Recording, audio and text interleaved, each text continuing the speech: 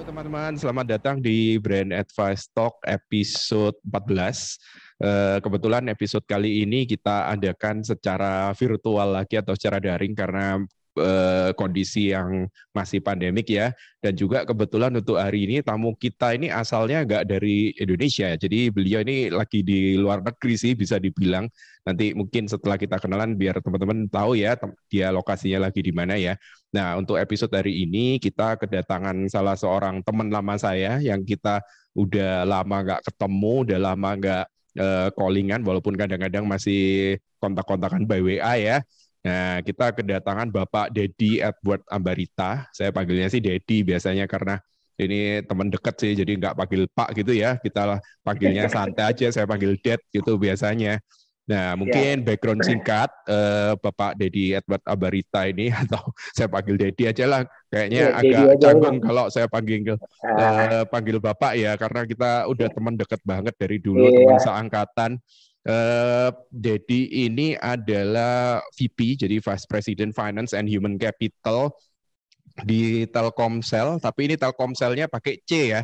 Jadi nanti mungkin bisa diceritain dikit bedanya apa Telkomsel yang ini dengan yang pakai S gitu ya. Nah, Ya, oke. beliau ini posisinya sekarang lagi di Timor Leste, jadi beneran di luar negeri nih, walaupun masih masih berbau-bau Indonesia gitu ya mungkin ya. Nah, mungkin tanpa panjang-panjang langsung aja kita sapa. Apa kabar, Ded? Eh, puji Tuhan, baik, Mike.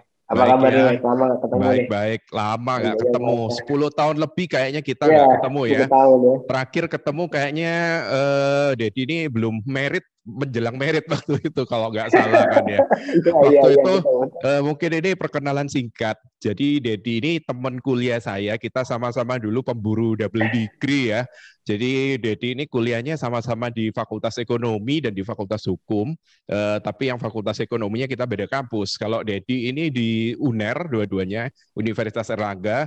Kalau saya dulu di swasta sih, yang untuk ekonominya. Jadi dulu ambil bisnis di Petra, di UK Petra. Lalu kita ketemunya itu di Fakultas Hukumnya Universitas Erlangga waktu kita ambil S1 kan ya. Nah, dulu kita sekelas, sama-sama ambil kelas malam karena kita sama-sama pejuang double degree. Tapi saya bisa akuin Dedi ini lebih hebat dari saya. Kenapa? Karena dulu itu saya ingat kamu kan juga kerja kan ya. Jadi pagi kuliah di ekonomi, sore kuliah di Fakultas Hukum, lalu malamnya kerja ya dulu ya. Jadi triple bisa dibilang. Nah, terus Dedi ini sering pinjam catatan saya, sering nitip absen, nggak apa-apa ya kita bilang karena kan udah nggak kuliah di situ ya. Tapi IP-nya selalu lebih bagus dari saya. Jadi ngeselin ya. Tanda tangannya dulu ya. Tanda tangannya huruf D sama huruf E biar gampang ditiru sama. Biar gampang ya, itu zaman-zaman kuliah dulu ya. Nah, kalau sekarang nggak boleh kayak gitu ya. Nah, ini mungkin bisa dikenalin sedikit. Tadi kan sudah saya kasih perkenalan singkat. Nah, sekarang mungkin bisa diceritain sedikit gimana sih latar belakang pendidikannya dari Dedi, lalu latar belakang mungkin secara personal experience-nya gimana sih? Mungkin kita kenalan dikit dulu ya sebelum kita bahas topik kita hari ini. Oh iya, mungkin bagi teman-teman tadi saya lupa jelasin, kita hari ini mau membahas dunia kehidupan korporasi. Jadi kemarin-kemarin tuh kita kan biasanya bahas masalah kehidupan profesional atau entrepreneurship ya, atau masalah hukum. Nah, kali ini kita mau lebih bahas masalah dunia korporasi. Jadi gimana menjajaki tangga kehidupan korporasi di dunia perusahaan di Indonesia dan bahkan yang sudah Dedi ini sampai ke luar negeri. Ya mungkin lanjut aja Ded, mungkin bisa diceritain background pendidikannya dan karirnya dari Dedi. Oke, halo teman-teman. Terima kasih, Mike. Mungkin sedikit tadi profil singkatnya diperbaiki sedikit. Sebenarnya lebih hebat Michael, karena Waduh, sehebat-hebatnya orang itu yang selesai. Saya nggak selesai hukumnya, Michael selesai. Jadinya saya saya teman-teman kebetulan nggak bisa menyelesaikan fakultas hukum waktu itu karena pertimbangan satu dan lain hal saya memilih berkarir. Jadi background pendidikan saya akuntan dari belum profesi akuntan ya, saya fakultas ekonomi angkatan 2003 di Fakultas Ekonomi Universitas Erlangga. Kemudian tahun 2005 ya, kalau nggak salah Mike, ikut mm-mm. SPMB lagi iseng-iseng Ya waktu itu 2005. ngambil Fakultas Hukum. Jadi ketahuan Fakultas nih umur kita Hukum. ini. Kelihatan umur kita kan. Jadi anak-anak sekarang tuh udah angkatan berapa? Ini 2003 gitu ya. Udah mau menjelang kepala 4 gitu. Mm-mm. Jadi ngambil fakultas hukum waktu itu. Nah, ketemu sama Mike, kebetulan sama-sama yang ngambil kelas malam yang sering titip Iya. absen, Istilahnya sering kelas C ya kalau dulu ya. kelas C ya. Iya. Heeh. Jadi yang udah kebetulan waktu itu fakultas Mike lebih hebat dari saya akui karena Petra sama UNER itu lumayan jaraknya. Sementara Heeh. saya itu dari fakultas ekonomi sama fakultas hukum itu sebelahan. Jadi saya Tinggal cuma nyebrang lari ya. aja. Betul, Saya betul. nyebrang lari saya dari fakultas ekonomi ke fakultas hukum. Memang Hmm. pengalaman yang paling sangat sangat berkesan waktu itu Mike adalah saya pernah menjalani UTS apa UAS itu saya lupa. Satu hari Mm-mm. itu 5 mata kuliah UAS. Waduh, nah Satu kebetulan hari kalau 5. saya dulu kan beda kampus, kebetulan jadwalnya beda ya. Jadi UTS sama UAS-nya Ya, tuh nggak pernah bareng ya. Kalau kamu dulu bareng ya, Det ya? bareng. Jadi 5 mata kuliah langsung satu hari pagi di Fakultas Ekonomi 3, malam di Fakultas Hukum 2 mata kuliah. Itu Waduh, gila, benar-benar gila. yang kelenger. kelenger, kelenger-kelengernya memang. Jadi memang itulah yang memang membentuk terlepas dari saya tidak mampu menyelesaikan. Saya harus akui memang Mike lebih hebat lah. Saya Ah, tidak enggak, Det. mampu menyelesaikan. Dulu kan tapi juga kerja juga kan ya sambil kuliah. Mungkin bisa Ya, diceritain ya, juga ya nanti kerjanya dulu ya. awalnya gimana waktu zaman kuliah itu. Jadi mulai kerja itu waktu itu di perusahaan future di malam Hmm. hari. Jadi kebetulan future itu bisa kerja di malam hari. Jadi begitu saya selesai dari Fakultas Hukum, saya ke perusahaan itu dan di perusahaan itu kebetulan bisa disambi. Jadi kita waktu itu Ah. karena sebagai bagian dari account management, jadi yang kita cuma pantau akunnya nasabah aja, sama kita mau ngambil posisi buy atau sell waktu itu. Hmm. Selebihnya kita hanya mantau pasar, jadi saya bisa ngerjain tugas kuliah saya. Sampai Hmm. kira-kira jam 2 atau jam 3, close market itu kira-kira jam 2 atau setengah 3 pagi, itu baru saya pulang. Saya Hmm. pulang, jadi ibu kos tuh udah tahu lah bahwa saya punya kunci kos tersendiri gitu ya. Saya masuk kos-kosan, baru kadang-kadang kalau ada kuliah lagi jam 7 pagi, saya kuliah lagi. Anak Mungkin spesial saya ya. balik. Itu kalau kelas spesial tuh jam 7 pagi atau kelas pengganti ya dosen biasanya tuh saya kuliah lagi. Tapi ya Hmm. sebenarnya sih balik lagi ya teman-teman. Buat saya itu tergantung passionnya teman-teman. Kebetulan waktu itu passion saya memang suka Pak, ilmu hukum. Hmm. Ilmu ekonomi dan ilmu hukum saya suka. Karena buat Nah. saya ilmu hukum itu logik sekali Hmm. buat Nah, saya ya. kalau dulu bisa ambil di bidang ekonomi itu kenapa ceritanya? Apa memang dari dulu seneng di bidang ekonomi, keuangan, atau disuruh orang tua atau gimana? Nah, ini menarik nih. Kalau Mike, orang tua, maaf kalau salah Mike ya, Bapak, Ibu ya yang notaris ya dari Dua-dua, awal. dua-dua kebetulan Dua-dua notaris. notaris soalnya ya. Iya. Dua-dua notaris. Jadi Mike ini background keluarganya memang udah notaris. Kalau kebetulan saya, ibu dan bapak saya nggak kuliah, bukan penempuh Hmm. pendidikan tinggi. Jadi pertimbangan saya waktu itu ini benar. Jadi pengalaman nih buat teman-teman yang lain. Seberapa sulitnya dulu ya, tidak ada internet, tidak apa-apa. Itu hanya murni ngelihat koran. Waktu itu Hmm. saya lihat koran, saya baca koran, saya cuma lihat jurusan apa yang paling cepat kerja, Oke. ekonomi atau akuntansi, udah saya tentukan pilihan saya ke situ. Dan itu Hmm. bukan cerita fiktif karena waktu kelas 3 SMA saya di kelas IPA. Oh, sama. Saya Nah, dulu saya juga IPA. IPA. Jadi saya IPA, saya mengambil keputusan itu simpel karena saya cuma buka koran, saya lihat oh ini yang paling gampang kerja. Karena mindset kita waktu itu ya udah saya pengen kuliah, kuliah kerja selesai. Nah ini Nggak ada mungkin kepikiran yang bagi jauh-jauh. teman-teman yang audiens di sini ini kan juga banyak yang lagi kuliah atau banyak ya siapa tahu yang bahkan mungkin masih SMA ya siapa kita nggak tahu juga ya. Tapi mungkin kalau yang bingung menentukan jurusan atau bingung mungkin ada orang tua yang anaknya lagi SMA lalu bingung anaknya ini mau kuliah apa. Nah ini jadi bisa di-share ya nanti episode kali ini siapa tahu bisa jadi masukan buat mereka ya. Soalnya Ya, ya. kadang orang tuh kan bingung ya, kita mau kuliah ini berdasarkan apa? Kita mau ngejar passion dulu atau kita mau kejar yang istilahnya ya yang lebih Betul. realistis atau idealisnya yang Betul. mana gitu kan. Nah, kalau Dedi dulu murni berarti berdasarkan langsung orientasinya mana kerjanya yang paling cepat gitu ya, Iya, kira-kira ya. iya. Betul. Jadi beberapa ponakan juga sering Hmm. sering apa nanya ya gitu. Gimana sih caranya menentukan jurusan ya kalau yang kids Hmm. zaman now ya, generasi milenial ini, milenial Gen Y. Itu Hmm. saya udah sering mereka tanya. Saya bilang ada list manajemen yang diterbitkan sama Porter dulu.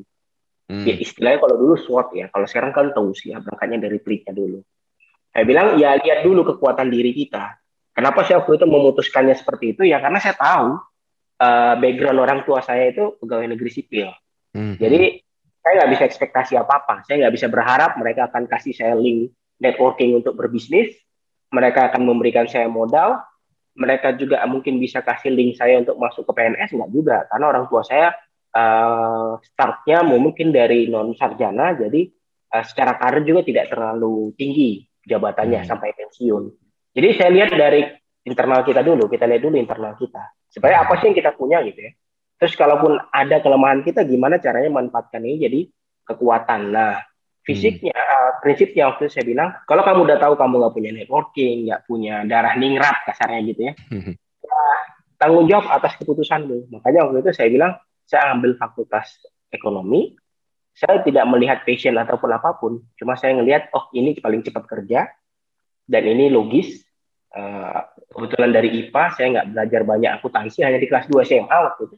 Cuma saya berpikir waktu itu, ya sudah ini keputusan yang saya ambil, kita harus tanggung jawab. Nah tadi trade off kan selalu dibilang, mau passion atau mau karir dulu. Kalau saya ngelihatnya, lihat dulu ke dirimu. Jadi nggak bisa juga kita bilang, oh saya dulu seperti ini, bisa dapat seperti ini. Hasilnya, usaha saya A, hasil saya B.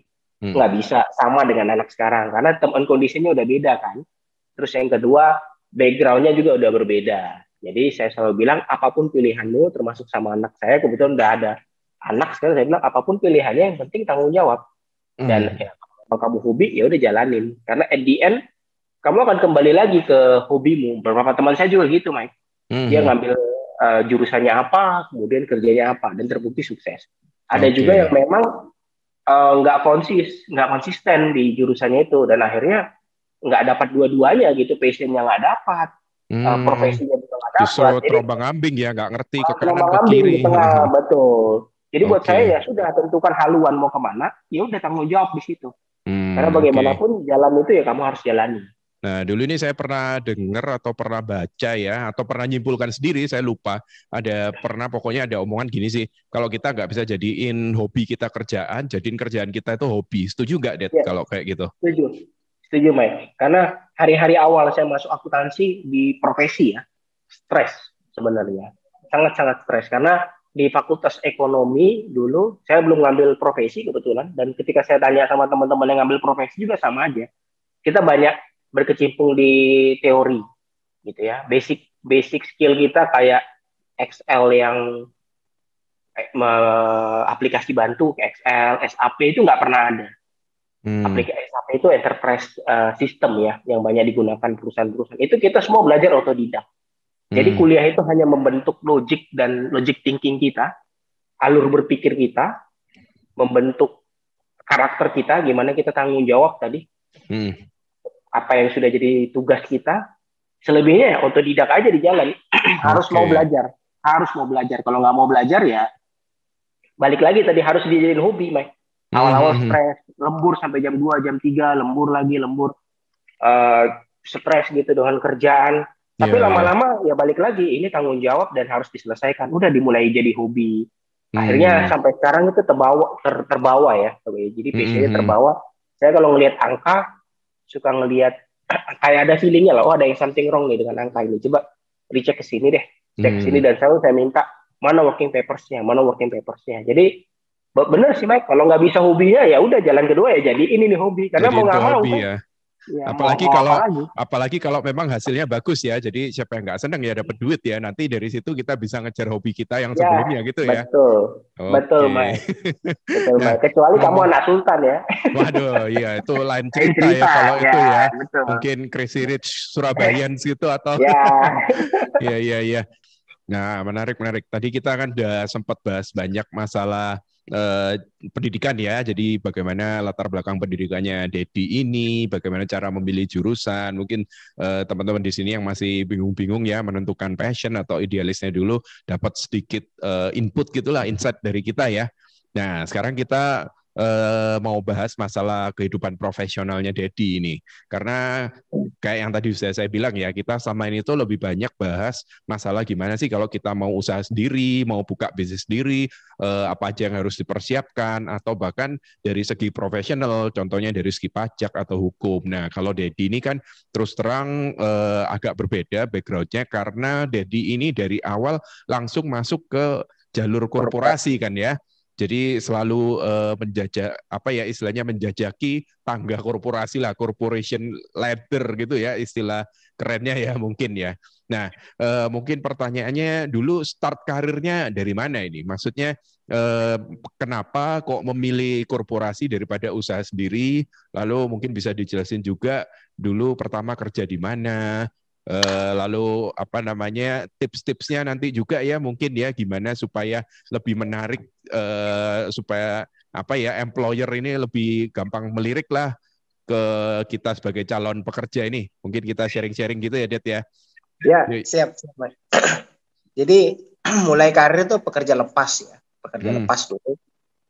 Yang sambil kuliah, begitu saya selesai skripsi di Fakultas Ekonomi, itu ditawarkan sama perusahaan tempat saya meneliti. Jadi penelitian waktu itu ditawarkan di Astra Credit Company. Kemudian saya riset di situ. Walaupun penelitian saya itu saya bilang PTX gitu ya. Tapi ya di podcast ini saya ngomong walaupun itu kan udah lama ya. Udah lama. Iya, udah gak valid lah, udah gak valid lagi lah. Gak represent. Tahun 2003 itu kalau mau disitasi juga udah nggak bisa lagi gitu ya. Jadi memang itu divisi pembiayaan anak perusahaan Astra yang punya brand Astra Credit Company. Sebenarnya perusahaan nama Astra Sedaya Finance. Nah di situ saya mulai karir saya sebagai manajemen trainee. Nah itulah memang titik awal bikin keputusan. Sekali lagi teman-teman, kalau kita sudah sudah lulus atau selesai kuliah, kita harus bikin keputusan. Orang tua saya selalu ngomong gini, nggak bisa tuh dua bendera naik bersamaan. Kamu harus putuskan dalam hidupmu terus, salah satu harus kamu putuskan. Mana yang mau kamu ambil, mana yang mau kamu tidak ambil. Nah, waktu itu karena pertimbangan, seperti Mike tadi nanya kan, kenapa nggak jadi pengusaha? Ya balik lagi analisis TOS atau SWOT Mike Reporter tadi ya. Saya nggak punya background pengusaha. Orang tua, keluarga saya nggak punya background pengusaha. Dan bahkan sampai background ke pendidikan pun, dulu saya pernah ngalamin waktu di Fakultas Ekonomi, IP bukan IPK ya, IP saya waktu itu 4,00. Jadi nilai saya A semua. Orang tua saya bilang gini, kok nilaimu rendah gitu kan. Karena bayangannya waktu itu skala 10 gitu kan. Jadi 4 dari 10. Ini pengalaman menarik gitu ya. Skala 10 kok cuma 4 nilaimu gitu kan. Maksudnya kamu ngapain aja kuliah yang bener gitu. Jadi kita ketawa ya. Artinya itu sekaligus sekarang jadi motivasi buat teman-teman. Kalau Anda dengan background seperti itu pun kita masih bisa selesaikan kuliah S1 kita. Apalagi teman-teman yang zaman sekarang yang milenial nih ya. Tentu orang tuanya udah banyak yang S2, S3 gitu ya. Nah, harusnya dukungannya dari experience dari orang tua dan orang sekitar itu bakal mempermudah di teman-teman. Harusnya seperti itu. Nah, ketika saya nggak milih jadi pengusaha, balik lagi cerita tadi, ya karena saya nggak punya background, Mike. Karena buat saya pengusaha, buat yang saya yakini dari dulu pengusaha itu, ya kamu harus environment-mu harus mendukung. Itu yang pertama. Modal oke lah, modal kamu butuh modal ya. Tapi kalaupun kamu nggak punya modal, ketika environment-mu mendukung, maka koneksi orang tuamu bisa membantu kamu untuk dapat modal. Walaupun saya nggak bilang ya, ada teman-teman saya yang jadi pengusaha karena koneksi orang tua, ya nggak apa-apa. Buat saya balik lagi, itu kan bless-nya dia gitu. Iya betul, blessing ya. Karena ada beberapa orang yang istilahnya gengsi ya, nggak mau dianggap kita ini dalam bayang-bayang orang tua.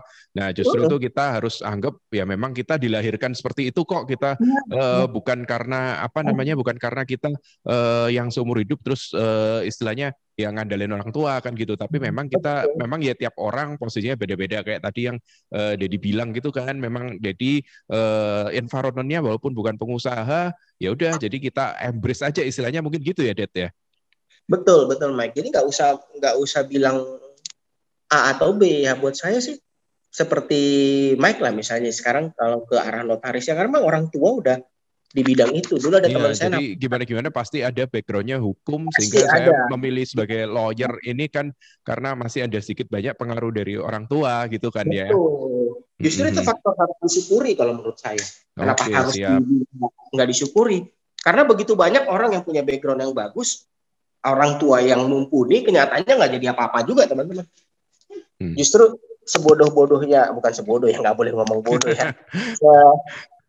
Sesayang-sayang. Jadi key-nya gini sih, kalau saya selalu bilang, ini nasihat orang tua saya zaman dulu ya.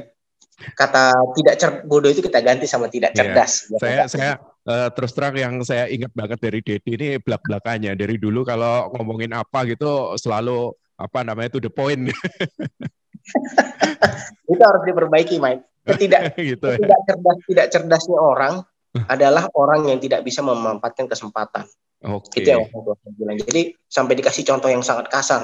Kami tidak berharap kamu jadi maling. Tapi profesi pencuri pun dia mengambil kesempatan yang ada.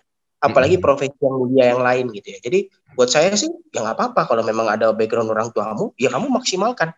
Justru jadi berkatmu dan kamu bisa terus. Kalau orang tuamu pengusaha, ya bagus. Karena kalau kamu bilang, oh ini gara-gara kalau ada orang judgement seseorang, oh karena itu background orang tuanya, enggak juga. Ada banyak orang yang orang tuanya begitu bagus ya, kita kenal ya mereka beberapa teman-teman juga backgroundnya begitu bagus orang tuanya, tapi nggak bisa dimanfaatkan dengan baik oleh dia. Dan akhirnya nothing gitu kan, nggak dapat apa-apa malah. Jadi buat saya sih nggak usah membicarakan kekuatanmu apa, kelemahanmu apa. Tapi gimana kamu fokus kekuatan sama kelemahanmu itu bisa kamu manfaatkan jadi keunggulanmu. Itu aja sih. Siap. Tadi kan Dedi sempat mention sedikit ya masalah manajemen trainee ya. Memang kebanyakan dari murid-murid saya juga, saya kan kebetulan sekarang juga ngajar ya. Jadi ada beberapa murid yang lulus itu carinya graduate atau manajemen trainee. Nah mungkin bisa sharing dikit kalau di kegiatan manajemen atau graduate trainee ini ngapain aja sih biasanya? Oke, waktu itu di zaman saya memang ada privilege buat teman-teman yang masuk dari manajemen trainee. Karena kalau dulu di Astra itu golongannya dari 1, 2, 3, 4, sampai 7. Kemudian ada subgolongan A, B, C, D. Anak-anak yang masuk, sarjana yang masuk dari manajemen trainee langsung di 3A. Oke. Jadi kayak semacam jalur akselerasi gitu ya? Akselerasi ya. Gitu. Jadi dia langsung dapat sebagai supervisor lah di kantor cabang. Tapi memang balik lagi ke teman-teman, dalam siklusnya pun nggak mudah teman-teman. Misalnya kita dalam 3 bulan awal itu akan on the job training. Jadi kita diputar ke semua siklus bisnis. Dan ini memang kehebatannya Astra ya, saya akui. Mereka menanamkan nilai-nilai Astra dan semua manajemen training itu harus semua tahu semua siklus bisnis, proses bisnis dari Astra Credit Company secara whole company.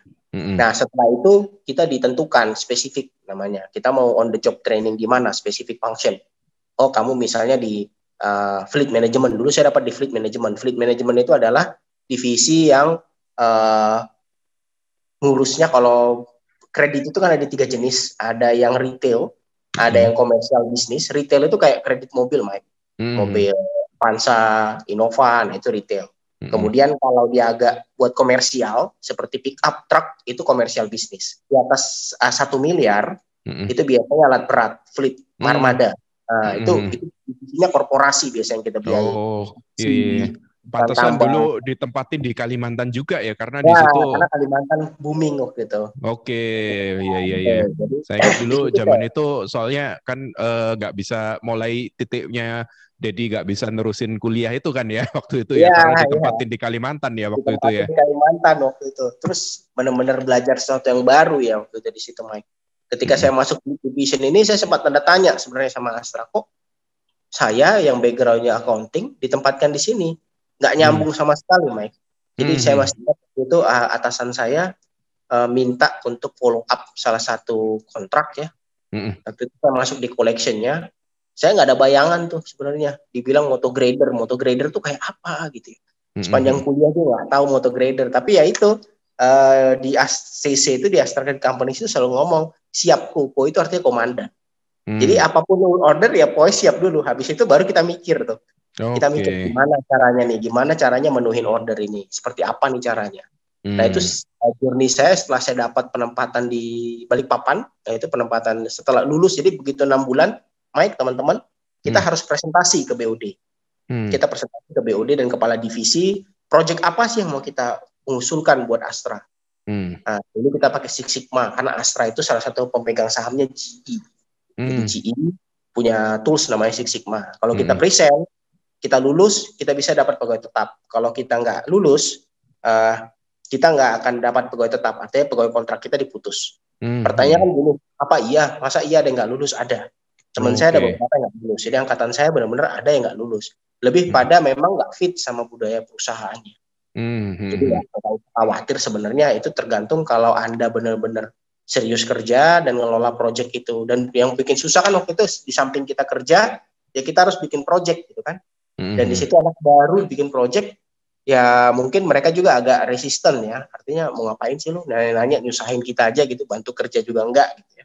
Nah itu menjadi pengalaman saya yang cukup challenging ya. Nah ini itu masukan juga buat teman-teman di kampus Mike ya. Kadang-kadang soft skill itu sangat menentukan. Artinya ketika kita frustasi dengan hal-hal seperti itu, disitulah kita diuji sebenarnya seberapa persistence Anda untuk menyelesaikan project ini. Jadi saya waktu itu saya pikir ya sudahlah, toh saya nggak merugikan apa-apa. Saya hanya mencoba untuk melakukan yang terbaik, ya muka tebel aja waktu itu. Muka tebel, dan kita buktiin bahwa ini hal-hal ini yang mungkin teman-teman perlu mengasah lebih baik lagi ketika di luar dari kemampuan intelijensi ya, seperti IP. Tadi IP itu syarat masuk, tapi begitu Anda di dalam, sepintar apapun Anda bikin project ya, project itu kayak riset gitu. Kayak riset. Tapi kalau unit yang mau ngasih, yang punya data ini yang nggak mau ngasih, kan selesai risetnya. Nggak jalan gitu. Artinya nggak ada gunanya sepintar apapun Anda. Itu yang jadi kuncinya sebetulnya. Jadi soft skill sama hard skillnya harus nyatu. Soft skill itu ya. Nah, justru ini mungkin yang banyak juga teman-teman mungkin yang sedikit banyak belum sadar ya, bahwa hal-hal gini tuh kadang kita dapatkan dari kuliah, yang hal-hal contohnya kayak soft skill itu tadi, misalkan kayak kita ujian skripsi, lalu harus nungguin dosen, harus direvisi, dimarahin dosen, harus dikasih tugas yang kita harus kerjanya sampai ngelembur-ngelembur, sampai begadang. Nah, itu kepake ya sedikit banyak di dunia kerja ya, walaupun kadang secara substantif yang kita pelajarin di dunia perkuliahan tuh nggak terpakai, tapi at least kita belajar hal-hal seperti itu ya. Jadi kita udah diasah minimum mentalnya, bahkan mungkin fisiknya juga ya, kebiasaan begadang gitu.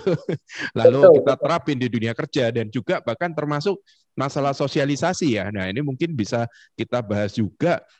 Kalau kita ngomong di dunia korporasi ini kan pasti ada istilahnya dalam tanda kutip politik dunia kerja gitu kan.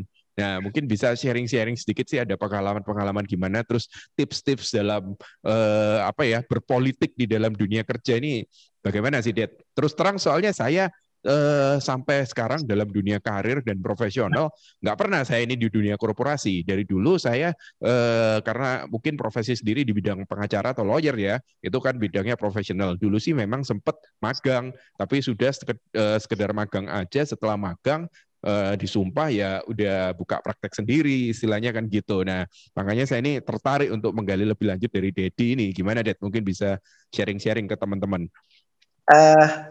Sebenarnya kalau bicara di swasta ataupun di BUMN, dua-duanya punya office politik ya.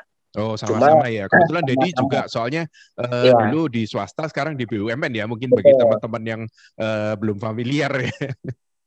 Ya, setelah saya dari Astra itu saya melanjutkan karir saya di Telkom Group. Saya mulai dengan Telkom Indonesia holdingnya, baru tahun ke-3 atau ke-4 saya pindah ke anak perusahaannya, Telin, Telekomunikasi Indonesia Internasional. Nah, inilah yang punya subsidiary. Jadi Telkomsel itu bukan anaknya Telkomsel, tapi anaknya Telin.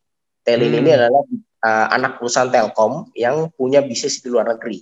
Kita punya footprint di luar negeri, ada Telin Hong Kong, Singapura, Vietnam, udah tutup kemarin ya, yang Vietnam, USA, Australia. Jadi kita punya ada 10 kantor di luar negeri, termasuk Timor Leste di dalamnya. Nah, ini yang memang agak loncatan karir saya agak jam ya. Jadi pengalaman saya memang waktu saya di Astra pun ada office politik. Cuma memang sampai pada level tertentu teman-teman. Yang boleh saya sharing, yang mungkin yang lain korporasi lain kan, saya cuma 2, mungkin ada teman-teman yang punya 5 atau 10 gitu ya, yang betul loncat atau gimana ya katanya. Tapi yang bisa saya lihat di swasta pun ada, terutama untuk manajerial ya. Ketika Anda sudah masuk di manajerial, office politik itu akan sangat terasa. Karena kalau udah masuk ke manajerial, again, bukan lagi skill teknis yang dibicarakan di situ. Tapi kan untuk sampai ke tahap itu, sampai ke tahap manajerial up itu, tentu kita harus mengandalkan apa? Nggak ada yang lain kan, kecuali skill. Nah ini memang saya sekaligus membuka mata teman-teman ya, bahwa nggak benar ketika orang bilang, oh masuk di BUMN itu harus ada hengki-pengki atau apa, sama sekali nggak. Saya tidak keluar uang sepeser pun ketika saya mendaftar di Telkom. Saya mendaftar di dua tempat waktu itu, Telkom dan BI, Bank Indonesia. Jadi selepas dari Astra, saya apply di dua tempat ini. Mungkin arah Tuhan adalah ke Telkom, karena Telkom yang duluan manggil. Panggilan terakhir BI, saya udah rindam 3 Siliwangi, artinya udah mulai orientasi di Telkom. Jadi nggak ada uang speser pun yang dikeluarkan. Karena prinsip saya dari dulu, kita mau cari uang kok, ngapain keluarin uang gitu ya. Simple lah waktu itu loh ya. Jadi nggak ada tuh sampai level tertentu, nggak ada yang namanya office politik. Saya sangat yakin, karena gimana pun ya teman-teman, setelah saya di posisi sekarang pun, even di Telkom pun, sampai ke karir level tertentu, nggak ada yang namanya office politik. Ya udah profesional aja, Anda punya kemampuan apa. Bahkan semua posisi sekarang untuk di tempat saya, posisi manajer itu semua job tender, teman-teman. Jadi nggak ada like and dislike. Biasa ya, namanya seorang pimpinan, pasti dia punya hipotesis ya, kayak kita neliti dulu ya. Semua orang punya hipotesis. Nah, ujinya di mana? Ujinya mau pakai regresi linear berganda, atau regresi, atau mau pakai SEM, atau mau pakai apa. Itu kan diuji fit and proper ini kan. Dipanggil semua orang, dijelasin, apa sih mau kamu lakukan kalau kamu jadi manajer gitu ya. Nah, kita pun dari sisi jabatan strategik tertentu, Mike, kita nggak bodoh lah, tidak kurang cerdas lah ya. Artinya kita juga harus berhitung secara catur politik ya. Kita berhitung secara catur politik ini. Saya misalnya punya 5 manajer atau 4 manajer contohnya. Nggak mungkin semua ini untuk mengakomodir fungsi politik, benar nggak? Iya. Pasti oke, saya nggak mungkiri ada beberapa tempat yang mengakomodir fungsi politik, dan puji Tuhan di tempat saya belum ada, karena mungkin di anak perusahaan Telkom. Kalau di atas saya nggak tahu lagi, apalagi di BUMN lain saya nggak tahu. Tapi yang saya tahu sekarang udah sangat berkurang, kecuali fungsi-fungsi tertentu yang lainnya ya. Yang komisaris ya saya no komen lah kalau itu, karena bukan kewenangan saya. Kalau udah ke situ ya. Tapi kalau 4 manajer ini nggak mungkin kita memilih ini berdasarkan politik atau nepotisme keempat-empatnya. Karena apa? Saya nggak perform, saya mempertaruhkan jabatan saya, benar nggak teman-teman? Artinya saya punya target KPI yang jelas. Saya punya kontrak manajemen, atasan saya punya kontrak manajemen diturunkan ke dalam KPI saya. Dan ini harus saya achieve tiap tahun. Kalau saya mempertaruhkan jabatan saya dengan memberikan 3 bangku politik ini kepada orang-orang yang memang tidak capable, berarti saya juga akan tersingkir dari situ. Sederhana seperti itu teman-teman. Jadi sebenarnya office politik itu tarik ulur ya, karena kita nggak bisa pungkiri ya, pasti ada office politik. Dan kadang-kadang orang selalu bilang gini, dia kan bisa ke situ karena dia punya office politik, dia punya networking. Nah, atau jangan-jangan office politik ini dijadikan kambing hitam bagi orang-orang yang merasa dari skill setnya atau substance-nya itu kurang. Jadi karena dia mungkin nggak diambil, nggak dipromosikan, jadi dia menganggap ini pasti office politik ini. Pasti office politik gitu kan, Mike. Pasti semua orang bilang gitu. Oh, ini gara-gara dia ke sana pasti karena office politik. Karena dia mungkin saudaranya si A, si B, atau dia gerbongnya si A, si B gitu ya. Memang ada beberapa faktor, kita nggak bisa pungkiri lah. Tapi balik lagi ya, ketika nanti teman-teman nih sekarang yang baru fresh graduate mau masuk karir, ketika Anda jadi seorang atasan, komposisi tim itu akan sangat ditentukan oleh manajemen style Anda, gaya manajemen Anda. Dan gaya manajemen yang bagus seperti apa? Memang kalau di buku-buku Drucker, Peter Drucker segala macam banyak ya. Tapi buat saya yang paling mix itu adalah, yang paling benar adalah mix. Ada kalanya kita harus militer, ada kalanya kita harus akomodatif. Nah, saya balik ke teman-teman. Ketika Anda sudah jadi memegang posisi tertentu, teman-teman lebih suka mana? Punya tim yang winter, kata orang Surabaya, winternya luar biasa. Harus ada U-nya. Tapi ngoyelan, gitu ya. Tapi ngoyelan, atau orang yang average lah, biasa-biasa aja, tapi akomodatif. Artinya bukan, ini yang membedakan ya. Saya selalu bilang sama teman-teman, beda loh. Maaf ngomong ini agak straightforward ya. Penjilat sama orang yang loyal itu totally different. Oke. Kalau kamu penjilat, kamu nggak punya skill. Kamu bawa tas atasanmu, ngangkat kopernya, itu penjilat. Oke. Tapi kalau kamu loyal, kamu support atasanmu supaya atasanmu bisa terdongkrak, dia jadi berkat buat kamu. Nggak mungkin dong dia lupa sama kamu. Bagaimanapun saya pun punya beberapa orang yang udah saya pantau di radar saya, orang yang nyaman bekerja dengan saya. Saya nggak akan mempertaruhkan jabatan di posisi baru dengan ambil orang-orang yang memang belum tentu nyambung gitu loh, Mike. Karena ngeklik itu kan itu jadi kunci sebenarnya kita ngelola tim ya. Punya orang banyak tapi winter kabeh, nguyel kabeh.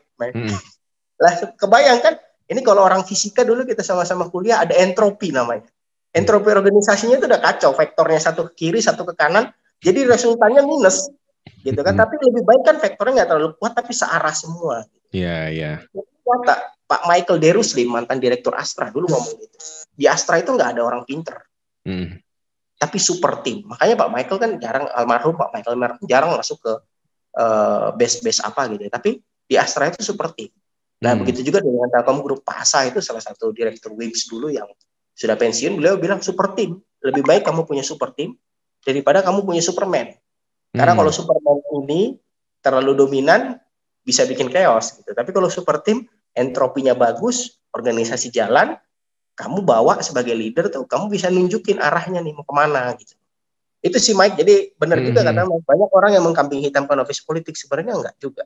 Enggak juga ya. Cari bawahan itu cocok-cocokan sih, kayak cari istri ya, atau cari pacar ya. Mike kan cari pacar ya. Cuantiknya kayak gimana pun kalau nggak cocok ya nggak cocok Mike, ya kan? Cocok kan. Apalagi cari tim ya, tim ini lebih dari satu orang. Ya kita ngambil waktu kita di era digital gini seperti sekarang, Mike. Itu kita menghabiskan waktu dengan tim kita jauh lebih banyak daripada dengan keluarga kita. WhatsApp group nggak pernah berhenti, tadi telepon masih masuk. Saya engage sama tim manajer dan Asman itu mungkin lebih banyak daripada engage sama keluarga. Artinya kita harus bentuk tim yang nyaman dong. Betul. Walaupun nggak ada yang 100% nyaman ya, saya yakin banget pasti ada aja yang namanya toksik atau apa, itu pasti ada. Tapi disitulah keahlian manajerial seorang leader ya, artinya. Justru di situ diperlukan ya skill-skillnya itu ya. Kalau semuanya mau lurus, maaf ngomong nih Mike. Kalau Mike ngajar di kampus kan enak Mike, tinggal ngomong kan, ya nggak mau dengar saya keluar gitu kan. Nah, kalau udah masuk di BUMN, lain ceritanya, Mike. Bedanya sama di swasta sedikit di situ. Nggak gampang dipecat. Nggak gampang dipecat. Itu kalau di swasta BUMN kan, ya. Nah, kalau di swasta kan nggak suka, pecat gitu. Nggak cocok juga, ya udah selesai. Kamu keluar aja dari sini gitu ya. Seninya di situ sih. Seninya di situ ya. Nah, tadi sempat Dedi singgung sedikit masalah kutu loncat ya. Ini saya tertarik untuk explore lebih lanjut. Karena kan balik lagi audiens kita ini dari berbagai kalangan ya. Kalau misalkan kayak Dedi kan tadi sudah dari Astra langsung ke Telkom ya, sampai sekarang masih menjajaki posisi di Telkom kan gitu ya. Tapi kadang kalau ada beberapa orang tuh yang kita lihat CV-nya, atau ya sekarang mungkin kita nggak langsung lihat CV ya, di LinkedIn aja udah kelihatan dia tuh posisinya berapa bulan, setahun pindah terus company-nya gitu kan. Nah itu istilahnya kalau orang bilang ya kita nggak tahu ya, karena kan ada berbagai faktor dan penyebab, tapi biasanya dibilang kutu loncat gitu kayak. Nah kalau dari pendapatnya Dedi gimana nih fenomena kutu loncat yang bukan merupakan hal baru tapi sekarang lebih banyak kelihatan aja, soalnya semua dimasukin di sosmed gitu kan. Ya. Mungkin ini pendapat pribadi ya, bukan pendapat perusahaan sebagai korporasi, karena juga ada hati ya. Jadi ya, kita harus pisahkan ya korporasi dengan personal ya. Betul, disclaimer-nya di situ. Jadi bisa nggak seorang yang punya posisi tertentu punya pendapat pribadi? Sangat bisa, karena dia manusia. Tapi itulah namanya sistem. Di sistem internal kontrol itu dikontrol bahwa approval-nya bukan hanya saya, bos. Tapi ada atasan saya, reviewernya, ada manajer, ada Asman di bawah. Jadi itu yang membuat self-interestnya berkurang. Nah, kalau saya pribadi ngelihat kutu loncat ya, fenomena kutu loncat, tergantung ya, teman-teman. Tergantung. Kalau dari sisi saya sebagai orang yang akan menerima pegawai employer ya, buat saya poin minus. Buat saya ya. Karena hari-hari ini perusahaan itu butuh sustainability, teman-teman. sustainability. Kata kuncinya sustainability itu gini. Saya sederhananya ngomong sama teman-teman gini, sustainability itu kalau jurnal di Scopus ribet ya. Tapi sebenarnya gini, cita-cita sustainability itu adalah ketika nanti anak saya, cucu saya kembali ke Timor Leste, Telkomsel masih berjaya. Itu sustainability. Jadi biar di bawah itu semua nangkap, oh ini loh sustainability. Nah, perusahaan yang udah concern ke sustainability, dia akan cenderung tidak melihat kutu loncat. Pertama, kenapa Mike? Pertama, isu sustainability nggak bisa dipungkiri. Yang kedua, bisa jadi ini jadi toksik di dalam. Yang ketiga, rata-rata perusahaan yang sistemnya sudah bagus, ya dia punya sistem pendukung kerja yang sangat baik. Nah ini tidak ada ruang bagi kutu loncat sebetulnya. Karena kalau saya perhatikan kan track record teman-teman yang sekarang itu beberapa memang di perusahaan yang memang lagi berkembang, perusahaan digital gitu ya, yang lagi berkembang, mereka banyak meng-hijack lah pegawai kita juga dengan 2 kali gaji diberikan. Tapi faktanya memang 1 atau 2 tahun lagi pegawai yang bersangkutan itu apply lagi gitu dengan ngomong, oh Mas kayaknya saya nggak cocok deh di perusahaan ini. Ada nggak saya sebut namanya, tapi ada salah satu perusahaan yang katanya sudah unicorn gitu ya. Tapi faktanya memang seperti itu teman-teman. Jadi kalau di grup-grup yang besar, Astra, Telkom, BCA, sekali lagi ini baru bukan riset saya ya, tapi hanya hipotesis saya. Hipotesis. Siapapun yang jadi direksinya, itu nggak masalah sustainability-nya. Artinya sistemnya udah jalan teman-teman. Nah, balik lagi, kalau buat teman-teman yang baru lulus, ketika mau memutuskan jadi kutu loncat, ini yang jadi harus pertimbangan. 1, teman-teman harus tetapkan sampai umur berapa Anda mau jadi kutu loncat. Karena saya pun ketika pindah dari Astra ke Telkom itu putusannya berat sekali. Saya mikirkan banyak hal, dan kebetulan itu masih single Mike ya. Jadi kalau single ini aja mutusin kan, cuma nanya orang tua, berdoa selesai gitu ya, putus selesai, nggak mikirin apa-apa, masih sombong lah dulu kan. masih laku di luaran gitu ya. Yang sampai umur berapa itu harus jadi kata kunci. Yang kedua, Anda sebenarnya passionnya benar nggak di kutu loncat. Ingat loh, teman-teman saya juga ada beberapa yang kutu loncat, jadi link ID-nya tuh luar biasa ya panjangnya. Mereka punya skill set yang luar biasa, punya hal yang unik teman-teman. Jadi ada satu skill yang memang dia kuasai. Misalnya orang accounting, dia punya diploma IFRS, atau dia punya CFA. Nah, kalau Anda nggak punya ini, jangan sok-sokan. Gitu loh. Jadi maksudnya gini loh, kenapa sih kamu mau dibeli? Ya karena kamu unik. Kamu punya something different. Tapi kalau kamu average aja, ya udah, jangan belagu gitu loh kasarnya. Jangan belagu, jangan. Jadi simple sih, perusahaan itu kan ngelihat kenapa saya harus bayar dia sekian instead of bayar orang ini gitu kan. Karena dia punya kelebihan tadi, dia punya sertifikasi yang unik. Misalkan dia pernah nanganin perusahaan yang IPO atau merger di accounting. Atau orang law firm yang memang benar-benar bisa nguasain korporasi ketika merger atau akuisisi di perusahaan yang levelnya internasional. Itu yang dari saya sebut merek nggak apa-apa Mike ya. Biasanya orang-orang Baker McKinsey itu kan laku-laku tuh. Kalau orang-orang di accounting itu orang-orang PwC, Ernst & Young, Deloitte itu laku-laku mereka.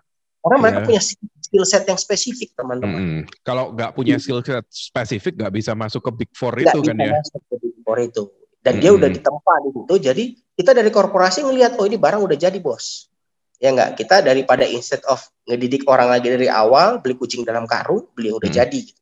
Itu pun untuk fungsi-fungsi tertentu. Yang ketiga buat saya, ingat bahwa Anda loncat ke kiri dan ke kanan, jadi di manajerial korporasi itu, semakin tinggi jabatan kita, maka fungsi teknisnya akan semakin kecil, porsi teknisnya semakin kecil. Contohnya, saya kasih contoh, ketika saya jadi officer accounting, mutlak saya harus kuasai semua buku Warren Rifes, kalau dulu zaman kuliah, ya, atau buku KSO itu harus bisa baca lah. Itu udah mutlak lah. Menguasai SAP itu udah skill set saya harus mutlak, supaya saya bisa promote jadi asman. Gitu ya. Ketika saya promote jadi asman, berarti saya sudah bisa mengerjakan dan bisa mereview pekerjaan bawaan saya. Sedikit-sedikit ya, tapi reviewnya masih teknik. Ketika saya masuk ke manajer, di manajer saya sudah 50-50. Di satu sisi saya udah mulai memikirkan gimana karir path tim saya, bagaimana saya ngelola operasi. Saya reviewnya sudah mulai high level, tapi masih ngelihat yang detail. Ketika posisi GM naik ke GM atau naik lagi ke VP, kita udah helikopter view teman-teman. kita harus taruh orang-orang yang memang kompeten supaya waktu kita tidak terlalu habis di technical, sehingga kita bisa berpikir yang visioner. Perusahaan ini mau kemana? CSS, corporate strategic skenario-nya mau kemana nih perusahaan? Next mau kemana nih? Besok laba mau berapa? Teman-teman ini di bawah nih career path-nya mau gimana? Mau dikasih training apa nih supaya dia bisa masuk? Nah, yang menarik, ini skill yang tidak dimiliki oleh para kutu loncat. Jadi kalau kutu loncat biasanya sampai level manager sama GM. Begitu masuk di situ, mereka fit and proper, yang diukur udah leadership-nya, teman-teman. Jadi Anda punya CFA, punya apapun, karena yang diukur leadership-nya. Jadi jangan, beberapa orang kan dalam tanda kutip ya, Mike, di korporasi ini kan banyak juga toksik ya, kata Michael, kan. Itu proper, dia bilang, saya tuh punya CFA, saya tuh punya S3, doktor misalnya. Tapi kenapa fit and proper? Itu ada lulusan S1 ngalahin saya. Again, bos, dimensi yang diukur apa, bos? Kan gitu. Ketika Anda mau jadi GM atau mau jadi VP atau jadi manajer, yang diukur dimensinya udah beda. Leadership-mu sampai di mana? Bagaimana kamu balancing antara leadership? Kan dimensinya beda-beda tuh, Mike. Kalau udah kita fit and proper sampai ke level makin tinggi, yang diukur dimensinya makin banyak. Kan? Nah, inilah yang nanti jadi semacam, kalau orang psikolog bilang dimensi ini tuh untuk mengukur sesuatu yang nggak bisa terukur, misalkan leadership gitu kan. Beda sama laba. Kalau laba kan jelas jumlahnya berapa. Ya kan, kalau ini kan kelihatan semua eksak ya. Kalau ini kan variabel yang tidak nyata gitu. Jadi harus diukur pakai dimensi. Ini yang jadi ukuran bahwa kami bisa menyimpulkan secara ilmu psikologi yang kami pahami, orang ini akan fit kalau diangkat jadi manajer, sehingga kami merekomendasikan. Itulah kira-kira kesimpulannya ya. Jadi mungkin kalau boleh saya ngomong juga, jadi tadi dari menyimpulkan ceritanya Dedi ya. Jadi kita kalau bahas kutu loncat tuh mungkin kita harus pisahkan jadi dua ya. Satu, kutu loncat yang atas kemauan sendiri, jadi mungkin gara-gara dia nggak cocok satu tempat pindah tempat lain, atau merasa nggak puas ke pindah lalu istilahnya loncat ya ke tempat lain, atau yang di atas kertas kutu loncat tapi gara-gara dalam tanda kutip diangkat ya. Jadi justru kita di sini prestasi baik, ditawarin sama tempat lain, kita loncat ke sana. Jadi bukan karena kemauan kita, tapi karena permintaan dari demand dari dari korporasinya, mungkin gitu ya, Det ya? Iya, itu for good istilahnya kita ya. Kamu resign for apa? For good. Jadi saya selalu bilang sama teman-teman, nggak apa-apa kalau Anda resign, kita akan sangat dengan lapang dada menerima. Dengan catatan, resign dengan kepala tegak. Artinya, resign untuk sesuatu yang lebih baik, for good. Yang kedua, saya selalu bilang, kalau udah level manager, berarti Anda sudah mulai berpikir secara strategik. Jangan ngelihat, misalkan tawaran itu naik satu level, tapi lihat lagi level di atasnya. Nah, ini salah satu tips karir ya buat teman-teman. Kadang-kadang kita itu harus melihat organizational awareness. Kita harus tahu aware organisasi kita seperti apa. Misalnya ada tawaran dari suatu perusahaan. Oke, kamu saya promotekan, gajimu saya naikkan. Tapi lihat jenjang karir di atasnya, teman-teman. Misalnya kita ketemu jenjang karir di atasnya ada atasan yang sangat dominan ya. Atasan kita, bos kita luar biasa cerdas ya. Mungkin buat teman-teman good ya, berarti saya bisa belajar banyak. Itu bagi yang ngambil positif, tapi ingat ada weakness-nya juga teman-teman. Atasan yang bersinar, kalau teori lilin ya, semakin kencang sinarnya, berarti sinarmu semakin nggak kelihatan. Artinya Anda nggak punya kesempatan untuk promote. Belum lagi misalkan atasan itu tidak perform. Ya, kalau dia nggak perform, otomatis dia nggak naik kan. Artinya tempat itu akan diisi terus sama dia. Anda nggak punya kesempatan buat nyundur. Bisa sih katanya cross dong ke sana. Hati-hati, belum tentu dilepas. Nah, itu yang kata gue, belum tentu dilepas loh. Ada juga yang katakan sayang-sayang monyet, kata orang tua saya. Sayang-sayang monyet itu maksudnya monyet itu kan sayang sama anaknya, tapi dia ketiduran peluk-peluk anaknya, terus anaknya jatuh, mati anaknya. Itu istilahnya sayang-sayang monyet ya. Sayang-sayang monyet, nggak dilepas for good, tapi ditahan, nggak dinaikin juga. Iya. Ini ada juga yang gini. Jadi inilah bukan office politik kalau saya bilang ya. Lebih ke dibilang culture juga bukan ya, tapi lebih ke mungkin kayak fenomena dalam kehidupan berkorporasi gitu ya. Betul, teman-teman. Iya. Nah, ini jadi, mungkin kita sudah belajar cukup banyak ya tentang fenomena dan bahkan praktek-praktek dalam dunia korporasi ya. Nah, mungkin saya mau bahas sedikit sehubungan dengan profesinya Dedi sekarang yang ditempatin di luar negeri kan ya, walaupun ya nggak jauh-jauh banget dari Indonesia, masih di Leste, tapi itu kan kita sudah bilang ke luar negeri. Nah, mungkin bisa sharing-sharing sedikit gimana nih pengalamannya di luar negeri, terus suka dukanya apa sih bekerja di luar negeri dibandingin di Indonesia gitu. Sebenarnya waktu itu kesempatan sih Mike, lebih pada ngelihat kesempatan. Waktu itu saya masih di Telkom. Dan ada mantan teman lah dari Telkom yang sudah di Telin, namanya Bang Beni di Manahan Sinalai. Jadi Bang Beni ini nawarin ke kami mantan Kalimantan lah ya. Again dari networking ya teman-teman. Networking itu jadi kata kunci ya.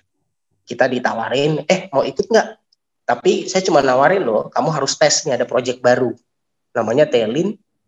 Waktu itu Pak Arif Yahya, mantan direktur Telkom, punya visi misi INEX, International Expansion. Salah satunya project Timur Leste. Saya waktu itu berstrategi sih. Teman-teman sempat nanya, kenapa nggak pilih yang lain gitu ya. Cuman again ya, itu strategi ya teman-teman. Kadang-kadang kita harus berpikir, probabilitas. Kalau orang matematika ngomong gitu ya. SPMB kan juga gitu ya teman-teman ya. Jadi kita bilang teori probabilitas, itu alasan saya kenapa nggak milih UI dulu. Walaupun di domisili di Jakarta ya, tapi gitu ya, triknya gitu ya berarti. Itu probabilitas, ya teman-teman. Itu teman-teman silahkan punya prinsip berbeda. Kalau buat saya sama ini karir saya, salah satu prinsip yang pegang teguh, lebih baik jadi kepala kucing daripada ekor singa. Oke, iya. Kan ada orang yang milih jadi ekornya singa daripada kepala kucingnya ya. Iya betul. Ya itu balik lagi nggak ada benar salah, tapi tergantung masing-masing. Masing-masing preferensi kan. Jadi saya lihat ada kesempatan nih, ya udah deh, coba deh tes TOEFL, tes apa gitu, ada rangkaian tesnya. Akhirnya ditempatkan namanya Global Training Management GTP, Global Training Program. Jadi diberikan kesempatan lah waktu itu sebagai tetap status pegawai Telkom, hanya magang di Telkomsel ini. Nah kebetulan waktu itu saya ngelihat ini kesempatan yang baik buat karir saya. Nah, waktu itu kebetulan saya juga masih ngambil profesi akuntan di UI. Kita masih bolak-balik tuh dari Kebon Sirih ke Salemba, kuliahnya di Salemba. Nah, pertimbangan saya waktu itu, again ini yang tidak perlu dicontoh ya teman-teman. Saya 2 kali gagal menyelesaikan sekolah saya, termasuk sekolah profesi ya. Ya karena ada kesempatan tadi, dan saya udah ngukur, ini kesempatannya yang harus saya ambil. Setelah tentunya Anda berhikmat ya, Anda harus tanya sama yang kuasa, tanya sama orang-orang yang Anda dekat. Wah ini kayaknya kesempatan gak datang 2 kali saya ambil. Itulah alasan pertama kerja di luar negeri. Terus bedanya apa teman-teman? Secara budaya memang di Timor Leste relatif sama ya dengan di Indonesia ya. Karena budayanya kita tuh kan sebenarnya saudara yang terpisahkan sejarah aja. Betul. Hari ini 22 tahun referendum dilakukan di Timor Leste. Makanya ini sebenarnya jadi fakta bahwa kita tuh budaya masih sama, hanya memang beda di culture. Cuma yang menarik adalah ketika kebetulan saya accounting ya Mike, jadi accountant. Jadi dari sisi accounting, karena waktu itu saya pernah detailin, yang menarik ketika kita ke luar negeri atau menangani perusahaan luar negeri, pertama budayanya sangat beda. Contohnya ketika Anda berhadapan dengan orang-orang dari Singapura, ya to be honest, teman-teman Singapura ini mungkin menganggap bahwa ini masih sama-sama Asia lah gitu ya. Dan yang paling baik ya masih Singapura, dan semuanya mereka teradministrasi dengan baik. Misalnya minta sesuatu itu nggak bisa by WA, harus by mail. Kemudian kita berhadapan dengan Australia. Kadang-kadang mereka masih punya superioritas ketika kita berhadapan dengan auditornya kan. Mereka masih merasa saya lebih tahu banyak dibanding kamu gitu ya. Nah ini yang challenge-nya mungkin di luar teknik ya teman-teman. Teknik jelas standar akuntansi di Australia, walaupun sekarang udah mulai konvergensi ya karena ada IFRS ya, International Financial Reporting Standard. Tapi dulu kan beda, standar teksnya juga beda, hukumnya beda, culture-nya beda, Timor Leste juga beda sama Indonesia, belum tentu ada executive. Nah ini secara teknikal menarik. Iya. Perlu banyak adjustment ya. Perlu banyak adjustment, belajar lebih banyak yang dulu mungkin nggak diajarin di kuliah. Tapi yang paling penting tadi ya approach secara personal, bagaimana kamu tahu budayanya. Misalkan dari teman-teman dari Singapura, ya kirimlah sesuatu secara formal dulu lewat email, lalu coba ajak ngomong santai, lalu screen capture emailnya, lalu tanyakan ke mereka, anyway, any update regarding this process misalnya, can you help me? Nah, kalau kita meminta di bawah ya nggak apa-apa lah. apapun caranya buat saya yang penting kan goal itu tercapai teman-teman. As long as nggak melanggar hukum dan melanggar firman Tuhan ya, nggak nyakitin orang gitu ya. Ya kalau nggak gitu loh, kamu merendah pun nggak ada masalah gitu ya. Jadi approach yang paling penting. Itu sih yang paling kerasa ya di luar negeri. Nah, hal-hal kayak gini tuh mungkin yang nggak terlalu diajarin di sekolah ya, harus dari praktek ya, harus dari kebiasaan dan juga dari lingkungan sekitar ya. Jadi kita harus gimana caranya menyesuaikan gitu ya. Minimum bisa dimulai belajarnya dari kalau kita zaman kuliah gimana sih menyesuaikan sama dosen ini. Jadi misalkan kita mau bimbingan atau mau pendekatan sama seorang dosen gimana-gimana. Apalagi zaman sekarang mungkin kan sekarang sekolahnya online semua ya. Jadi mungkin kalau ketemu dosen yang sepuh, caranya gimana, nggak bisa ketemu langsung, harus manfaatin teknologi gitu kan. Nah, mungkin itu bisa dijadiin sarana untuk belajar ya, jangan berarti terus ngeluh aja nih sekarang sekolah harus online, nggak bisa ketemu, dosennya susah. Justru ini kita pakai sebagai kesempatan untuk belajar, karena itu sedikit banyak pasti nanti berpengaruh di dunia karir ya, atau di dunia profesional ya. Iya. Menarik. Yang jelas kalau saya dari korporasi ngelihatnya kenapa IP sampai hari ini masih jadi patokan ya. Kan ada beberapa perusahaan tuh menerapkan IP minimal sekian. Saya diskusi sama teman-teman HC minimal gini teman-teman. Ketika Anda itu fresh graduate, nggak punya experience, apa sih yang jadi acuan kami dari korporasi? Kan nggak mungkin kami tanya apa pengalamanmu, apa success story-mu, apa milestone yang pernah kamu buat, kan nggak pernah. Tentu bukti tanggung jawabmu itu ya IP-mu tadi itu. Udah menunjukkan bukti tanggung jawab. Terus yang kedua, kalau kamu bisa interaksi sama dosen yang memang sepuh, ya memang di korporasi juga ada atasan yang sepuh ada. Dan yang menariknya kan kita itu kalau di korporasi kan dibayar teman-teman. Betul. Ya itu karena kamu dibayar gitu kan. Kalau kita kuliah kan lucunya kita ngebayar, terus kita diatur, saya selalu bercanda gitu, udah saya bayar, saya diatur. Jadi teman-teman harus bisa melewati rintangan itu dengan bukti ukurannya apa, IP-nya tadi. Nggak ada ukuran lain buat kami. Paling kami lihat hanya terkait organisasi Anda gitu ya. Seperti success story Anda di luar organisasi, di luar kampus, kadang-kadang kami lihat. Nah, ini mungkin saya mau nanya dikit nih dari Dedi terkait balance antara pendidikan dan memulai kerja. Karena kadang orang tuh kalau baru lulus kan bingung ya. Soalnya saya ngomong dengan Dedi ini kan Dedi soalnya juga udah ambil S2, sekarang bahkan dalam tahap menyelesaikan S3 kan gitu. Kira-kira dari pendapat pribadinya Dedi, balik lagi ini bukan pendapat korporasi ya, lebih dari pengalaman ya. Lebih penting mana kita ketika lulus S1 atau lulus sarjana ya, kita cari kerja dulu, kita S2 dulu, atau kita jalanin bareng? Berat ini jawabannya. Nah, kalau nggak berat, kalau pertanyaannya nggak susah, saya nggak nanya Dedi. Ini disclaimer ya, pribadi ya. Pribadi. Jadi kan kita selalu mempertimbangkan pendapat dari berbagai sumber kan. Salah satunya dari Dedi ini kan sebagai yang sudah lebih senior dari mungkin teman-teman audiens di Brand Advice ini gitu, Det. Ya. Sebenarnya balik lagi tadi seperti saya bilang ya, lihat dulu resources teman-teman apa. Misalnya in case teman-teman masih punya banyak kesempatan ya, artinya biaya orang tua masih mendukung, kemudian orang tua juga masih support luar biasa, terus teman-teman juga masih memang passionnya di situ gitu ya. Ya better lanjut kuliah dulu, karena begitu Anda udah bekerja, kalau pengalaman saya hal yang paling berat itu adalah kuliah. Karena ketika kita kuliah itu tujuan kita, goal kita jelas teman-teman. Kadang-kadang kan goal itu menentukan effort ya. Hanya orang bilang high achiever itu harus setting goalnya tinggi. Gitu ya. Tujuannya apa? Supaya kita punya goal yang jelas. Nih, ketika saya kuliah, saya punya goal bahwa saya mau kerja, dapat pekerjaan yang baik. Sehingga saya belajar dengan baik, menyelesaikan skripsi dengan baik, secepat-cepatnya. Tujuannya supaya saya dapat pekerjaan yang baik. Itu goalnya. Begitu saya udah kerja, maka ya saya akan mikir lagi, wah buat apa saya ngambil S2 gitu. Apa benefitnya? Itu kan jadi constraint juga ya buat teman-teman ya yang ngerasa udah waktu habis, nggak bisa pacaran ya kan, nggak bisa senang-senang gitu. Nah, better kalau memang Anda lebih baik kalau Anda punya uang lebih, orang tua punya kapasitas yang masih cukup gitu ya. Ya nggak apa-apa, lanjutkan aja selesai S2 dulu.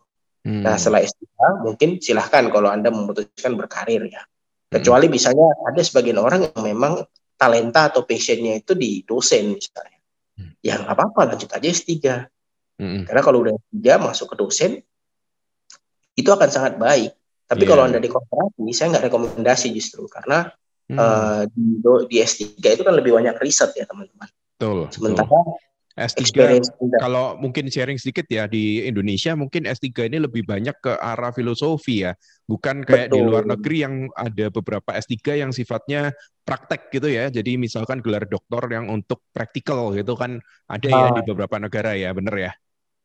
Betul, kalau itu oke lah direkomendasi. Kalau di Indonesia kan masih pada filosofinya, jadi memang nggak saya pungkiri ada beberapa doktoral, ada beberapa researcher yang berhasil di korporasi. Tapi nggak banyak teman-teman. Tapi ada juga banyak, buktinya ada juga banyak yang beberapa orang yang berhasil di korporasi, kemudian bisa jadi researcher. Ya terlepas caranya seperti apa ya, saya nggak komentar di situ lah ya. Yang jelas mereka bisa masuk ke sana gitu ya. Nah ini yang memang buat saya, kembali lagi teman-teman, apa yang kamu punya di dirimu, kamu punya orang tua yang seperti apa, kapabilitas orang tuamu sampai mana. Ketika memang kapabilitasnya masih kamu ukur ini memang nggak bisa sustain sampai ke S2 atau S3, ya udah silakan ambil jalur karir sambil nanti feeling itu akan masuk sendiri kok teman-teman. Ketika kita sudah menjalani karir, akan ada masanya di mana Anda rindu kembali ke sekolah. Itu nature human. Manusia. Apalagi kalau udah punya anak.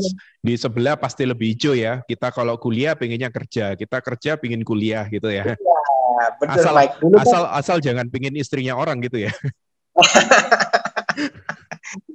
Waduh, kalau itu udah komen lah. Kita satu aja cukup lah kalau itu. Rumah boleh 2, boleh 3, mobil boleh 2, boleh 3, istri 1 aja bos. Gitu.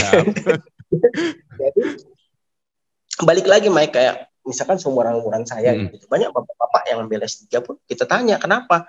Menarik loh teman-teman. Alasannya, kalau saya salah satu orang yang alasan terkuat saya adalah orang tua saya. Orang tua saya sangat concern sama pendidikan ya. Jadi mereka ingin sekali anaknya menyelesaikan semua rangkaian pendidikannya. Kalau sebagian justru melihat mereka punya alasan biar anak saya termotivasi sekolahnya. Menarik kan? Artinya sebenarnya nature-nya akan dapat sendiri teman-teman. Jalaninlah hidup. Kadang-kadang kita harus go with the flow ya, nggak usah terlalu ambisius harus seperti ini. Jangan with the flow aja. Ada kalanya Anda harus terapkan target-target Anda. Misalkan saya tipikal orang yang punya target, usia sekian saya minimal harus manajer, usia sekian saya harus asman, usia sekian harus GM, harus VP, nanti usia sekian saya harus minimal direksi. Nah itu saya tetapkan target saya. Tapi dalam hal ini Anda juga jangan terlalu ngoyo ya. Gitu ya. Ngoyo ya, enak bahasa Jawa nih, jangan terlalu ngoyo. Era-era seperti ini. Karena gimana pun ya balik lagi teman, semakin tinggi maka faktornya semakin banyak. Nggak bisa hanya Anda mengandalkan kemampuan skill Anda, semakin banyak faktor-faktor yang dipertimbangkan. Nah, jadi kalau buat saya sih tergantung Mike ya, lihat dirimu sendiri dulu, lihat passionmu di mana. Jangan sampai, ya ini jangan dilakukan. Misalnya, kenapa orang ngambil S2? Ya karena nggak dapat pekerjaan. Jangan dilakukan. Buat saya, beberapa orang kan gitu. Kenapa nggak S2? Ya karena saya nggak ngelamar di mana-mana, nggak dapat pekerjaan. Ya itu nggak cocok juga. Artinya sebenarnya goal dia itu mau bekerja. Gitu. Goalnya mau bekerja. Kecuali misalkan mau jadi entrepreneur. Saya sambil merilis bisnis saya sekaligus belajar. Oke, nggak apa-apa. Jadi yang paling benar itu Anda setting goal-nya harus benar dulu. Jadi goal dulu ya. Jadi kita harus pikirnya long term dulu, baru nentuin kita step by step-nya gimana gitu ya. Terus lihat background kita. Jangan juga kita terlalu memaksakan kehendak. Kayak saya pingin banget jadi pengusaha. Dulu kan berapa kali sempat usaha zaman masih di Telkom gitu ya, coba-coba usaha. Tapi faktanya memang saya nggak punya passion di sana. Akhirnya saya putuskan, seperti kata orang tua saya tadi, bendera tidak bisa naik 2, saya putuskan saya berkarir. Dan saya fokus ke karir saya. Again teman-teman, fokus, kata kuncinya itu. Kalau udah putuskan, fokus, tanggung jawab. Jangan kata orang Batak tuh satu, bahasa Indonesia tuh gini, 1 nggak 1, 2 nggak 2. Semuanya nggak dapat gitu ya. Jadi maksudnya karena orang terlalu rakus atau greedy gitu ya, jadinya semua mau diambil, nggak ada yang dapat akhirnya. Gitu.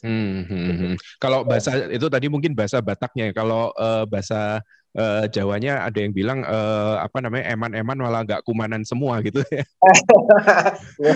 Mantap. Eman-eman malah aku mania ya. Kalau orang Batak sebenarnya sada dua sudah ada kalua katanya. Artinya semua nggak dapat gitu. Kamu nggak dapat satu, dua nggak dua, semuanya kamu nggak dapat gitu ya. Ya, siap. Nah, tadi menarik kan sempat Dedi nyebutin ada beberapa yang jangan sampai kalau ngambil S2 itu gara-gara nggak dapat kerja. Nah, sekalian ini mungkin kita minta tips akhir dari Dedi ya, karena mengingat kita waktunya juga nggak kerasa udah ngobrol hampir sejam. Nah, iya nggak kerasa, apalagi kita udah lama nggak ketemu. Ini saya belajar banyak banget nih. Saya mau catch up, tapi malah justru dapatnya pelajaran banyak banget ini. Kita justru dapat insight yang sangat berharga ini dari Dedi. Nah, ini mungkin tips terakhir yang saya minta dari Dedi. Tadi kan Dedi sempat sebutin itu ya. Sekarang gimana sih caranya buat para bukan calon mahasiswa ya, mahasiswa yang mau lulus, jadi calon fresh graduate atau fresh graduate ini supaya lebih menarik di bidang profesional, baik itu mungkin yang utama dalam bidang korporasi ya, karena dari background-nya Dedi ini di bidang korporasi gitu. Apakah harus menambah bekal selama masa kuliah ikut organisasi, atau misalkan harus banyak magang, atau banyak ikut ya misalkan kayak webinar, sekarang kan banyak webinar, workshop gitu ya. Gimana nih menurut Dedi kira-kira supaya lebih dilirik di dunia korporasi atau dunia pekerjaan? Oke, bukan ukurannya Telkomsel, Mike ya, tapi bukan. Ini secara mungkin secara global, secara pribadi ya, mungkin ya. Pribadi ya. Dari pengalaman, dari observasi. Karena tergantung industrinya, teman-teman. Ada industri yang memang ketika Anda misalkan mau berkarir di akuntan publik, ya nggak perlu terlalu banyak organisasi akuntan publik. Karena biasanya akuntan publik kayak PwC, Ernst & Young itu mereka udah datang ke kampus-kampus tuh. Bahkan ke UNER pun juga mereka rekrutmen langsung. Jadi mereka yang jemput bola ya?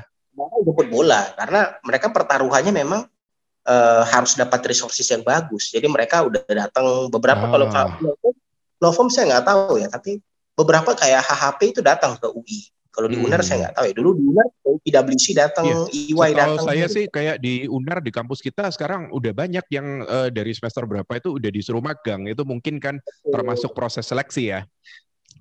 Betul, seleksi, dan dia mau ngelihat gitu. Dia nggak mau beli kucing dalam karung. Yang kedua, secara korporasi, yang mohon maaf nih ya, kalau ada teman-teman di law firm atau di kantor akuntan publik, saya bilang ya itu cara paling mudah mendapatkan resources yang bisa disuruh-suruh lembur, bayarnya murah gitu ya. Jadi ya itu urusan mereka lah. Tapi kita kan sebagai pencari kerja ya ini kesempatan.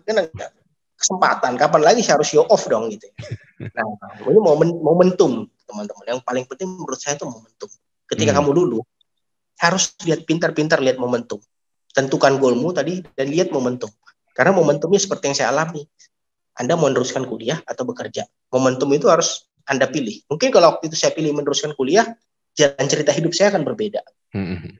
Saya juga nggak bisa jamin, waktu itu kalau saya meneruskan kuliah, jangan-jangan saya udah jadi direksi gitu ya. Ya, again kita kan nggak bisa. Tapi apapun itu, ketika Anda lihat momentum, fokus tanggung jawab, teman-teman. Nah, kalau soal organisasi, kayak tadi saya bilang, tergantung organisasi, tergantung industrinya. Kalau udah jelas Anda mau jadi accountant atau mau jadi orang profesional kayak Mike ya, saya rasa keperluan buat organisasi nggak terlalu urgent ya. Kita akan lihat orang-orang EY itu juga nggak pernah ngukur juga, Pak. Anda pernah ikut HIMA nggak? Nggak pernah, tahu saya. Ya memang nanti begitu Anda ketemu klien akan bermanfaat ya. Artinya apapun yang Anda lakukanlah dengan serius di kuliah. Karena suatu saat teman-teman bakal sadar nih, begitu di korporasi Anda akan menyesali hal-hal yang memang nggak bisa diulang lagi, teman-teman. Contoh, saya kasih contoh. Mata kuliah yang paling bikin ngantuk dulu di ekonomi itu adalah manajemen strategik, bener nggak? Ini ngomong apa dosennya? Ngawang-ngawang nggak jelas gitu. Anda jadi GM, Anda jadi VP harus ngerti corporate strategic planning. Pasti. Itu kepake, saya baca lagi bukunya. Ketika Anda masuk, contohnya, dulu saya nggak rasa, saya termasuk keputusan yang saya sesali adalah meninggalkan fakultas hukum, gitu nggak saya selesaikan. Tapi dalam beberapa kasus, ada beberapa kasus yang kami hadapi gitu terkait hukum. Kebetulan legal juga di tim saya. Hukum saya masih terpakai, ilmu itu masih kepakai sampai sekarang. Jadi ketika bertemu salah satu lawyer, kami mau menuntut salah satu perusahaan. Nah ini Mike orang legal nih, menarik nih. Ada lawyer yang komen gini ke kami. Ada perusahaan ini, kami punya satu lisensi, nggak saya sebut ya, kami punya satu lisensi. Lisensi ini kami eksklusif di wilayah Timur Leste. Lalu ada perusahaan lain yang kemudian menggunakan lisensi ini dan dia tidak punya lisensi. Ya kan, dia tidak punya lisensi. Waktu itu saya datang ke salah satu lawyer, saya tanyakan ke lawyernya, apa yang bisa kami lakukan untuk mengatasi ini? Karena lisensi ini eksklusif buat kami sebenarnya. Tapi mereka melakukan tindakan yang memang ini membuat kami merugi, ya kan? Nah, komen lawyernya waktu itu, mungkin kalau saya nggak pernah kuliah di Fakultas Hukum, saya akan mengiyakan. Oh ya, ini bisa kita arahkan, kita akan tuntut dia untuk one prestasi. Saya pakai logika aja waktu itu. Nggak ada hubungan hukum antara ini sama ini.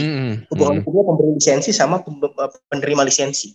Kemudian ada orang lain yang menggunakan lisensi yang bukan haknya. Harusnya ini perbuatan melawan hukum gitu. Kalau Pak kata Prof Peter ya, Peter Mahmud Marzuki ya, kita masih ingat ya.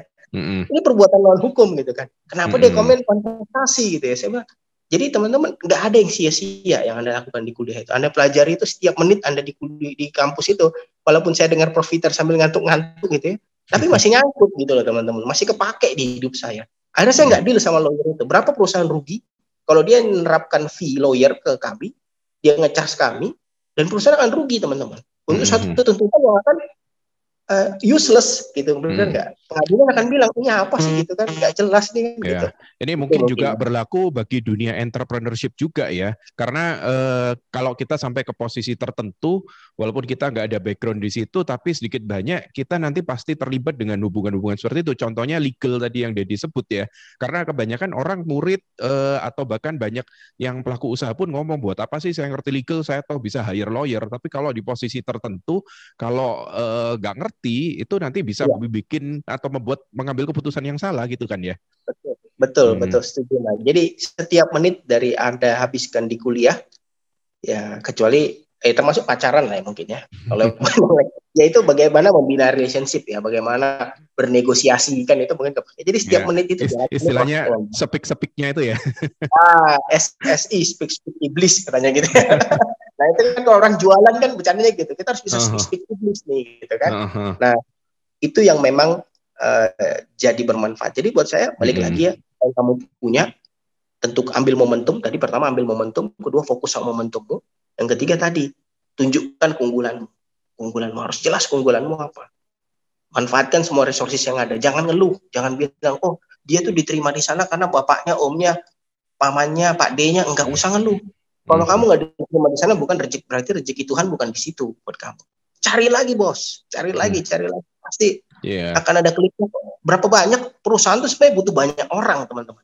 Kami tuh butuh banget orang yang ngerti accounting, yang benar-benar spesifik ngerti accountant, yang udah biasa hadap face to face sama auditor. Tapi kami kesulitan nemukannya. Jadi saya agak lucu ya kalau banyak orang bilang sarjana ekonomi, jurusan akuntansi susah cari kerja. Enggak, banyak lowongannya. Cuma yang kompeten ini nggak banyak. Bisa dibilang gitu. Setiap perusahaan butuh akuntansi ya. Teman-teman butuh. Semua yang udah diaudit pasti butuh. Tapi yang punya orang yang kompeten ini ya ada sarjana akuntansi ditanya saldo normal aja nggak tahu, ya susah gitu kan, Mike. Iya. Oke, nah siap.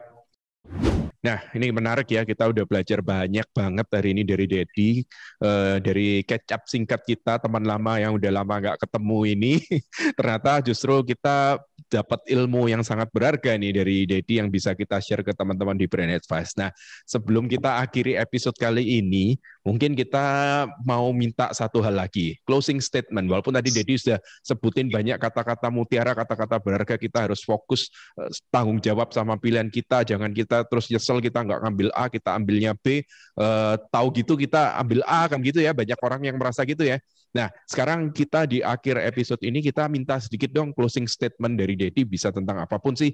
Jadi apa sih pesan-pesan Dedi buat para audiens di sini, para audiensnya Brain Advice?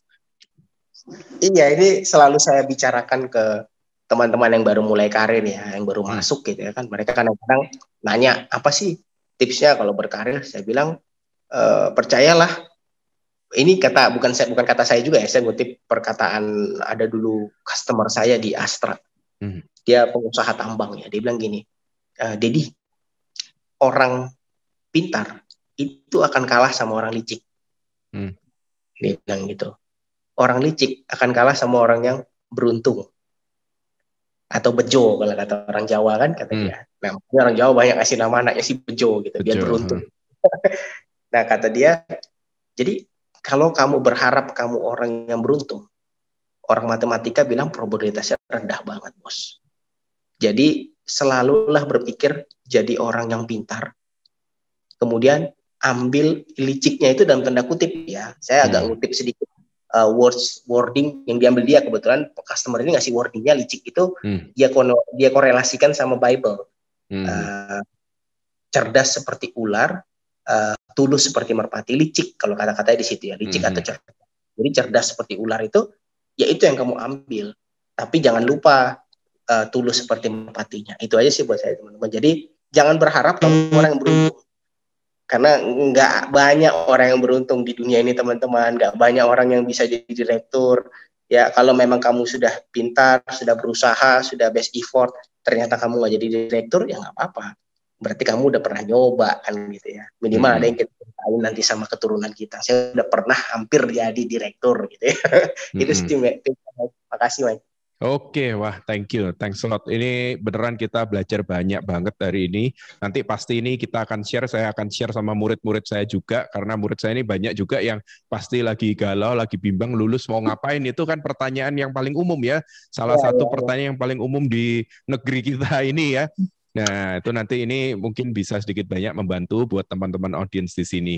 Sekali lagi, thank you very much, Dad. Thank you atas waktunya. Ini kebetulan di sana udah malam ya, kita di Surabaya menjelang jam 6, di situ udah menjelang waktu istirahat nih. Iya, kita nanti kapan-kapan kita catch up lagi ya, kita ngobrol-ngobrol. Mungkin kita adain workshop atau kita adain sesi khusus nanti sharing dengan Daddy. Boleh deh nanti kita agendakan ya. Oke, Mike. Siap. Thanks a lot, Dad. Thanks a lot. Sehat selalu, Mike. Sehat selalu.